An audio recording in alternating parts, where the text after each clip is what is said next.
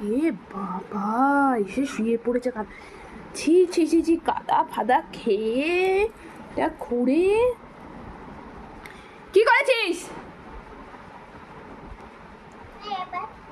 এই গোট, এদিকে ওঠ, আজকে এত কাদা মেখেছিস? এ বাপরে বাপ, কি করেছিস এগুলা? তোর না অ্যালার্জি হয়েছে? ওখানটা খুঁড়ে গর্ত করে সিমেন্ট দেওয়া ছিল, সেটা তুলে দিয়েছে শয়তান। কি